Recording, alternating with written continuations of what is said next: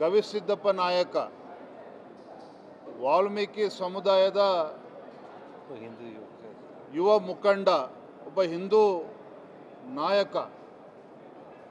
ಅವನ ಒಂದು ಬರ್ಬರ ಹತ್ಯೆ ಮಸೀದಿ ಮುಂದೆನೇ ನಡೆದಿರ್ತಕ್ಕಂಥದ್ದು.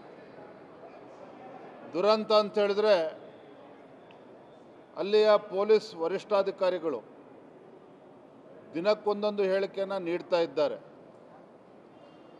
ಹಾಗಾಗಿ ನಮಗೆ ಈ ವಿಚಾರದಲ್ಲಿ ಸರಿಯಾದ ರೀತಿ ತನಿಖೆ ಆಗ್ತದೆ, ಗವಿಸಿದ್ದಪ್ಪ ನಾಯಕನ ಸಾವಿಗೆ ನ್ಯಾಯ ಸಿಗುತ್ತೆ ಅನ್ನುವ ಭರವಸೆ ನಮಗೆ ಉಳ್ಕೊಂಡಿಲ್ಲ. ಇವತ್ತು ಕೊಪ್ಪಳದಲ್ಲಿ ಅಖಂಡ ವಾಲ್ಮೀಕಿ ಮಹಾಸಭಾ ಮತ್ತು ಭಾರತೀಯ ಜನತಾ ಪಾರ್ಟಿ ಅಲ್ಲಿ ಹೋರಾಟವನ್ನು ಕೂಡ ನಾವು ಮಾಡ್ತಾ ಇದ್ದೇವೆ. ಹಾಗಾಗಿ ನಾನು ಗವಿಸಿದ್ದಪ್ಪ ನಾಯಕ ಅವನ ಆತ್ಮಕ್ಕೆ ಶಾಂತಿ ಸಿಗಬೇಕು ಅಂತ ಹೇಳಿದರೆ ರಾಜ್ಯ ಸರ್ಕಾರ ಈ ಒಂದು ಘಟನೆಯನ್ನು ಹಗುರವಾಗಿ ತೆಗೆದುಕೊಳ್ಳದೇನೆ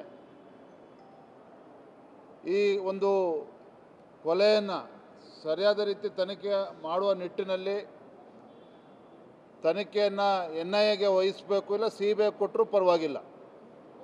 ಯಾಕೆಂದರೆ ಗಂಭೀರವಾಗಿರ್ತಕ್ಕಂಥ ವಿಚಾರ ಇಡೀ ಕೊಪ್ಪಳ ಜಿಲ್ಲೆಯಲ್ಲಿ ಒಂದು ರೀತಿಯ ಆತಂಕವನ್ನು ಸೃಷ್ಟಿ ಮಾಡಿದೆ. ಇಂಥ ಕೊಲೆಗಡಕರು, ಸಮಾಜಘಾತುಕ ಶಕ್ತಿಗಳು, ಇಂಥ ದೇಶದ್ರೋಹಿಗಳೇನಿದ್ದಾರೆ ಹಿಂದೂ ಕಾರ್ಯಕರ್ತರನ್ನು ಗುರಿಯಾಗಿಟ್ಕೊಂಡು ಹತ್ಯೆ ಮಾಡ್ತಕ್ಕಂಥದ್ದು ಕರಾವಳಿ ಭಾಗದಲ್ಲಿ ನೋಡ್ತಾ ಇದ್ವಿ. ಈಗ ಕೊಪ್ಪಳ ಜಿಲ್ಲೆಗೂ ಕೂಡ ವಿಸ್ತರಣೆ ಆಗಿರ್ತಕ್ಕಂಥದ್ದು ಇದು ಖಂಡನೀಯ. ಹಾಗಾಗಿ ಮಾನ್ಯ ಗೃಹ ಸಚಿವರು ನಾನು ಮತ್ತೊಮ್ಮೆ ಆಗ್ರಹ ಮಾಡ್ತೇನೆ, ಈ ಒಂದು ಘಟನೆಯನ್ನು ಗಂಭೀರವಾಗಿ ತೆಗೆದುಕೊಂಡು ಈ ಕೊಲೆ ಈ ವಿಚಾರದಲ್ಲಿ ಇದನ್ನು NIAಗೆ ಕೊಡಬೇಕು ಅಥವಾ CBI ಕೊಡಬೇಕು ಅಂತೇಳಿ ನಾನು ಆಗ್ರಹ ಪಡಿಸ್ತಾ ಇದ್ದೇನೆ.